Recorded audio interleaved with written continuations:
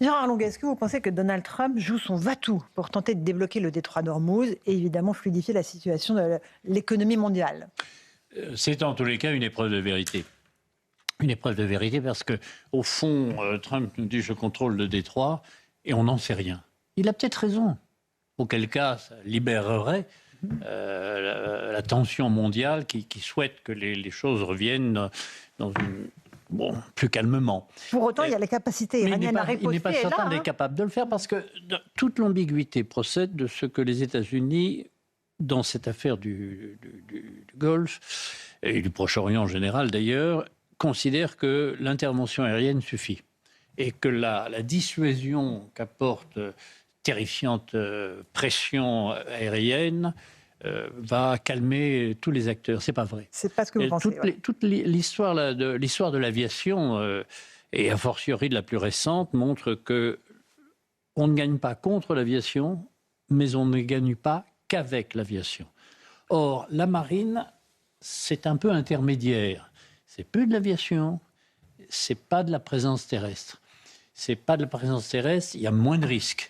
Mais ce n'est pas l'éloignement que donne l'aviation et la supériorité que donne le contrôle du ciel. Et donc là, il joue gros. Parce qu'il peut y avoir des dégâts parmi les bateaux protégés, des dégâts parmi les bateaux protecteurs. Et à ce moment-là, pas si fort que ça, Trump.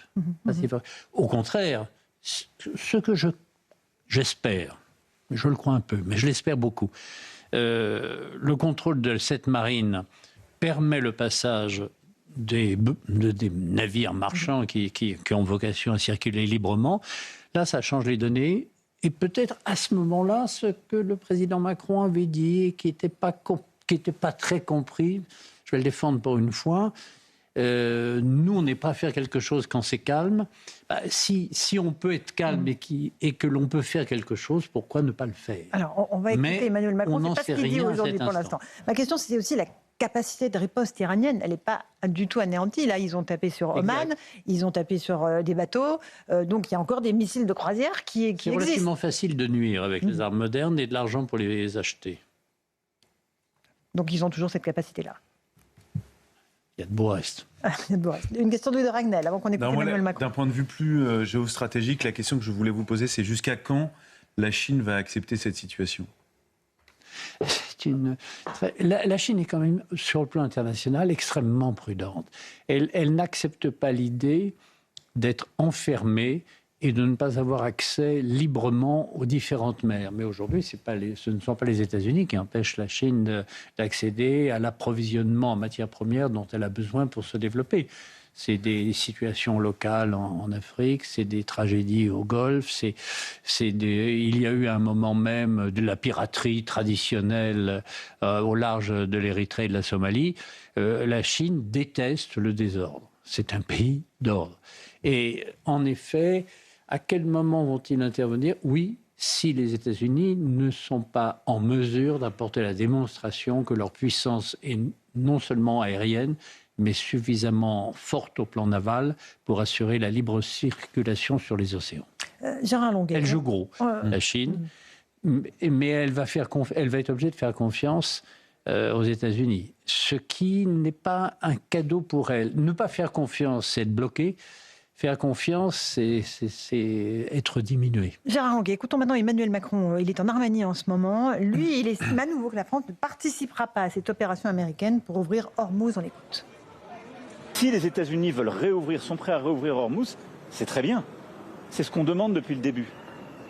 Mais nous, on ne va pas participer à quelque opération de vive force que ce soit dans un cadre, pour ma part, qui ne me semble pas clair. Donc nous avons bâti une mission ad hoc sur laquelle nous travaillons. La planification militaire s'est faite à Londres. Mais nous souhaitons qu'il y ait surtout une réouverture concertée entre l'Iran et les États-Unis. C'est la seule solution qui permette durablement de rouvrir le détroit d'Ormuz, de permettre la libre navigation et de le faire sans restriction et sans péage. Paul Amar, oui, c'est souhaitable. Hein. Une ouverture concertée supposerait un accord à Islamabad et ça supposerait une réponse très claire des Iraniens sur leur volonté d'armes nucléaires. Or, je crois très honnêtement qu'on ne peut pas accepter l'idée d'une dissémination supplémentaire. l'arme nucléaire en Iran, c'est pas franchement rassurant. C'est rassurant pour personne. Bien sûr. Paul Amar. Alors précisément, vous avez été ministre de la Défense. Si vous étiez en exercice aujourd'hui, qu'auriez-vous fait? Alors, il est vrai que Trump a été plus qu'inélégant envers l'Europe. Désinvolte. Désinvolte, moqueur, voilà. Moqueur. Arrogant, tout ce qu'on veut, le Groenland. Mais quand Trump a demandé à l'Europe de l'aider, à l'OTAN, pour justement sécuriser le détroit d'Ormuz, l'Europe l'a remballé. Est-ce que ça n'était pas une occasion de donner une leçon à Trump, une leçon de solidarité? Ce que toi, Trump, tu n'as pas voulu faire avec nous, nous on va le faire pour toi par solidarité. Je pense qu'il n'aurait eu aucune reconnaissance. Et son attitude est quand même, humainement, c'est pas quelqu'un avec qui on a envie de faire des affaires. Enfin, moi, si j'avais 3 sous, je n'irais pas négocier avec Trump. Il me les prendrait en me collant une paire de claques. C'est pas très sympa pour les partenaires. Il faut quand même se rendre compte que si les États-Unis existent, c'est parce que ils ont toujours eu, je me souviens, en septembre 63, les blocus de Cuba. Oui. Le général de Gaulle était présent et n'a pas mégoté son soutien à Nixon. Bon. Tout à fait. Kennedy. Kennedy. Non. 63, 62. Attendez. Kennedy. Ah, juste avant. C'est novembre 63, l'assassinat. Oui, Alors, c'est Éric dans- Revel, en une question septembre à Gérard Longuet. Alors, Gérard Longuet, moi, j'essaie de me projeter un peu. Bon, on ne peut pas imaginer que les États-Unis perdent la face devant le régime des Mollahs. Non. Pas imaginer. On ne peut pas. Mais imaginons que finalement, tout se termine un peu en eau de boudin, passez-moi l'expression.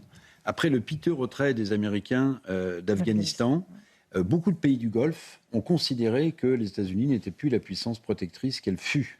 Est-ce que là, on n'assisterait pas, pour le coup, à une véritable remise en ordre de tout l'équilibre mondial? Les Américains perdant la face devant un régime qu'ils avaient promis de détruire. La guerre aérienne est entièrement technique.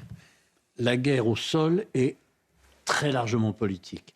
La guerre maritime, elle est quand même plus technique que politique. Or, le retrait américain que vous évoquiez en Afghanistan, c'est un retrait politique. Il n'y a pas de défaite, il n'y a simplement pas d'issue politique à la présence occidentale en Afghanistan pour 1000 raisons. Comme la France et l'Algérie. C'est même pire encore, parce que l'Algérie, il y avait quand même 100 ans d'histoire commune lorsque nous avons été priés de partir. Et qu'on l'a fait en abandonnant les Français d'Algérie dans des conditions qui n'étaient pas excellente, c'est le moins qu'on puisse dire. Dans l'affaire de l'Afghanistan, il y avait 10 ans de présence et on s'est rendu compte qu'on ne rétablirait pas en Afghanistan Donc un Trump ordre ne peut pas acceptable. perdre devant les Mollahs. Trump ne peut pas perdre devant les Mollahs. Trump ne peut pas perdre devant les Mollahs. C'est les États-Unis qui s'écroulent. Exactement. Qu'est-ce qu'on appelle ne pas et perdre la technique, c'est de faire passer les bateaux. C'est quoi une Si la victoire, si la question était de changer la nature de l'Iran, comme ils ont voulu à un moment, Bush Junior, changer la nature de l'Irak, la réponse est non. Si, au contraire, la formule est de dire ma force technique, ma technologie me permet de maîtriser la circulation, la libre circulation sur le détroit, là, les Américains, à mon avis, peuvent le faire et surtout, ils peuvent apporter une démonstration qui est de nature technique et pas politique. C'est une guerre de cibles, d'interception de cibles, d'identification de cibles. C'est pas une mobilisation de la population. Et ils gardent leur rôle de gendarme du monde, donc pour le coup, ça En tous serait les pas cas, une déconvenue pour vous. de certains rendez-vous mondiaux, comme la libre circulation sur les océans, et on revient à la demande de la Chine, qui veut la libre circulation sur les océans pour pouvoir garantir sa croissance. Gérard Longuet, il y a aussi nos armées. Aujourd'hui, les députés se penchent à nouveau sur les moyens alloués à nos armées. La loi de programmation militaire est actualisée. Est-ce que vous estimez que l'effort annoncé par Emmanuel Macron est suffisant? Est-ce que notre armée est prête à jouer un rôle prépondérant ou pas? Au point où vous me posez la question, je ne suis pas capable de répondre. Je trouve bien qu'on se donne les moyens. La question est quand même de savoir quel est l'ennemi et avec qui combattons cet ennemi. L'ennemi, ils l'ont dit à plusieurs reprises. Du temps de Napoléon, on pouvait combattre la Russie seule et ça ne l'a pas vraiment réussi. Encore que la grande armée était peuplée pour la moitié de ses soldats, de soldats allemands et polonais. Et donc, c'est une affaire différente. Non, ce que je veux dire, si vous voulez, c'est que La crainte du Seigneur est le commencement de la sagesse. Et Poutine, de ce côté-là, est croyant. S'il a en face de lui une Europe qui est un petit peu responsable, un peu solidaire et qui ne compte pas que sur les autres, là, on peut tenir, avec des moyens financiers et technologiques, tenir la dragée haute à Poutine ou son successeur qui ne sera pas nécessairement plus tendre et plus conciliant. Nous, Daniel. Gérard Longuet, une question. L'exercice Orion qui a mobilisé plus de 10 000 soldats français est en train de se terminer. Et avec, dans cet exercice, cette manœuvre à grande échelle, un adversaire qui n'a pas été véritablement désigné, mais que tout le monde imagine, c'est la Russie. La question que je voulais vous poser, c'est selon vous, aujourd'hui, quelle est la principale menace géostratégique pour notre pays? Est-ce que la menace est à l'Est ou est-ce que la menace est plutôt au niveau de la Méditerranée ou théâtre intérieur? La menace, c'est la division de l'Europe. La véritable menace, c'est les politiques, c'est la division de l'Europe, c'est-à-dire des Européens qui ne savent pas où aller et avec qui aller. Et notre bataille... donner une armée, contribuer à une guerre dite de haute intensité, c'est indispensable. Mais la véritable force, et à contrario la véritable faiblesse, c'est la cohérence de la décision politique. Si vous avez des pays européens qui veulent à peu près la même chose, avec les mêmes moyens, on est quand même 440 millions d'Européens, c'est pas négligeable. Si nous avons des gens qui vont pleurer à Washington dès que ça devient un petit peu difficile, non, ça ne marchera pas. Ça ne marchera pas. Je prolongerai volontiers, merci Laurence, la question de Louis. On ne parle, compte tenu du contexte et de la situation et de l'actualité, que des guerres de haute intensité. La menace venant de l'Est, la menace... Oui, vous avez raison, il faut se méfier des modes. Voilà, mais il y a une menace intérieure. Et vous avez aimé, et vous continuez d'aimer la politique intérieure pour ne pas être indifférent à ce qui se passe quand même dans notre pays. Cette menace sur la cohésion, sur l'identité, sur le vivre ensemble. Comment la percevez-vous, cette menace de l'intérieur qui risque de fissurer le pays en termes d'identité et pas seulement en termes d'identité? Alors, Gérard Longuet. Vous avez complètement raison, c'est la vraie question française, c'est la cohésion de notre pays. Être certain que les mêmes événements aient la même signification pour l'immense majorité des Français, des citoyens français, quelles que soient leurs origines. Et ça, c'est une question à laquelle... D'ailleurs, peut-être la raison pour laquelle j'ai arrêté la politique, c'est que je ne suis pas certain de la réponse aujourd'hui. Pour moi, il y a des personnages, Jeanne Hachette, Jeanne d'Arc, je parle des femmes surtout, enfin pas elles seulement, c'est des rendez-vous de l'histoire. Les milices populaires communales à Bouvines, c'est un moment de l'histoire française. C'est le peuple français, comme à Valmy d'ailleurs, où on ne s'est pas beaucoup battu, mais il y avait suffisamment de volontaires pour dissuader les Austro-Prussiens. Eh bien, tout cela, j'aimerais que ce soit partagé par tous ceux qui sont là. Or, ce n'est pas certain. Et c'est pour ça que vous parliez de la Méditerranée, vous avez raison. La Méditerranée, ce n'est pas un risque militaire, c'est un risque politique. C'est-à-dire qu'il faut que chacun soit à sa place. Et vous savez, au procès de Jeanne d'Arc, on demande, mais alors, Dieu n'aime pas les Anglais, et elle répond, Dieu aime les Anglais en Angleterre. C'est votre réponse, donc. Je pense il faut y penser de temps en temps. Merci. Il ne faut pas faire venir les gens qui ne vous aiment pas. Voilà.